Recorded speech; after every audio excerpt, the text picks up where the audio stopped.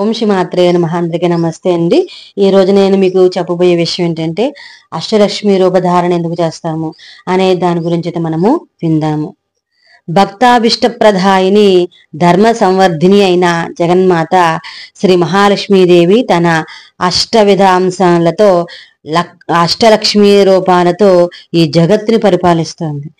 విష్ణుమూర్తి ధరించిన మత్స్య కూర్మ వరాహ నరసింహ వామన పరశురామ రామకృష్ణ అన్నమాట బుద్ధ కలికి అవతారం ఏ రకంగా పరిణామ క్రమాన్ని సూచిస్తూ జగత్ కళ్యాణానికి ఉద్దేశింపబడ్డాయో అదే రీతిగా విష్ణు పత్ని లక్ష్మీదేవి దాల్చిన అవతారాలు కూడా జగత్ కళ్యాణానికి ఉద్దేశించబడినవి. స్థితి కార్య నిర్వహణలో లక్ష్మీనారాయణులు ఇరువురు సమాన బాధ్యతని వహిస్తారు. ధర్మ సంరక్షణ, సమాజ సంక్షేమం కోసం దుష్ట శిక్షణ చేసి శిష్ట రక్షణ చేశారు. నారాయణుడు సమాజం అంటే వ్యక్తుల సమూహం కాబట్టి ఆయా వ్యక్తుల సంరక్షణ కోసం, అభివృద్ధి కోసం, ఉన్నతి కోసం లక్ష్మీదేవి అష్టలక్ష్మి రూపధారణ చేసింది. ఒక మాతృమూర్తి తన కన్న బిడ్డల్ని సరైన మార్గంలో పెంచడం కోసం రోజు ఎన్నో రకాల అవతారాలను ఎత్తుతుంది. వాత్సల్యపూరితంగా అన్వయిస్తేనే తప్పు చేస్తే దండిస్తుంది. మనకి విద్యాబుద్ధులు నేర్పిన ప్రథమ గురువు అయిన ఆ తల్లే అవసరమైనప్పుడు ధైర్యాన్ని నూరిపోసి వీరత్వాన్ని వృద్ధి చేస్తుంది. ముఖ్యంగా ధర్మచింతన, యుక్తాయుక్త విచక్షణ, జ్ఞానం, కరుణ, జాలి, వివేకం ఇవన్నీ ఆ అమ్మ పెట్టిన భిక్షలే.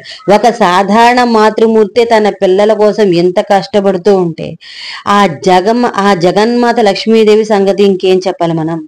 అనేక కోట్ల జీవరాశుల్లో ఎవరికి ఏం కష్టం వచ్చినా అందరూ ఆ తల్లినే తలుచుకుంటాం.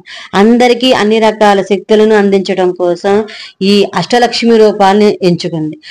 ఆ తల్లి అన్ని శక్తులను ఒకే రూపంలో ఇవ్వవచ్చు కదా, ఎందుకు ఇన్ని రకాల రూపాలు అని సందేహం వస్తుంది. దానికి సమాధానం మన సనాతన భారతీయ సంస్కృతి ఆచారాల్లో ఎంతో స్పష్టంగా కనిపిస్తుంది. భిన్నత్వంలో ఏకత్వం చూడగలగలటమే మన సంస్కృతి ప్రత్యేకత. దీనికి పరబ్రహ్మతత్వం నిర్గుణమైంది, నిరాకారమైంది, ఆది మధ్యంతరాలైంది, వాచామగోచరమైంది అని వేదాలు ఘోషిస్తూ ఉన్నాయి. కానీ సాధకుని మనస్థితిని దృష్టిలో ఉంచుకుని అతని మనసంతృష్టి కోసం ఆ పరబ్రహ్మతత్వానికి రూపాన్ని ఆపాదించడం జరిగింది. నిరాకార పరబ్రహ్మ పైన కన్నా రూపం కలిగిన సాకార దేవతారూపంపై దృష్టి నిలిపి ధ్యానం చేయడం సులువు కాబట్టి ప్రాథమిక స్థితిలో సాధకుడికి సాకార రూపం అవసరమవుతుంది. ఆ విధంగా వచ్చినవే త్రిమూర్తులు, ముగ్గురమ్మలు, అష్టదిక్పాలకులు, నవగ్రహాలు మొదలైనవి. ఒక్కొక్క దేవతామూర్తి ఒక్కొక్క రకమైన శక్తికి అధిదేవతగా పురాణాల్లో చెప్పబడింది. ఆ కారణం చేతనే శరన్నవరాత్రులు అమ్మవారిని కొలిచే మనము శివరాత్రికి పరమేశ్వరుని, వైకుంఠ ఏకాదశికి శ్రీమన్నారాయణని కొలుస్తూ ఉంటాం.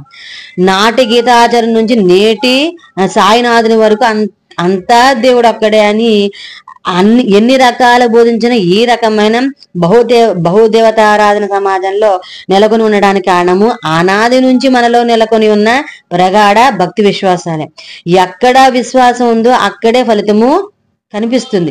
ఆధునిక సమాజంలో కూడా వేరు వేరు పనులకి వేరు వేరు వ్యక్తుల వద్దకి వెళ్ళి సలహా పొందుతూ ఉంటాం. విషయంలోనైతేనేమి, విజ్ఞాన రంగంలోనైతేనేమి, ఏ రంగంలో అయినా ఆయా నిపుణుని సంప్రదిస్తాం. స్థూలంగా ఆలోచిస్తే బహుదేవతారాధన కూడా ఇలాంటివి. సరైన చిరునామా రాస్తేనే మన అర్జీ సరైన చోటుకి వెళ్ళి సమాధానము వస్తుంది. లేదంటే అప్పటికి సమాధానం రావచ్చు. దేవతల విషయంలో ఈ సామ్యం స్థూలంగా వర్తిస్తుంది. కానీ ఇంతకీ మించిన ఎన్నో వేదాంత విజ్ఞాన రహస్యాలు ఈ దేవతారూపంలో నిబుడీకృతమై ఉన్నాయి. శ్రీ మహాలక్ష్మీదేవి తన అష్టవిధ అంశాలతో అష్టలక్ష్మి రూపధారణ చేసి మనకి సమస్త రకాలైన శక్తుల్ని ప్రసాదిస్తుంది. ప్రాణులకు మూలధారమైన శక్తి ప్రాణశక్తి. ఆ శక్తిని ప్రసాదించే తల్లి ఆదిలక్ష్మి.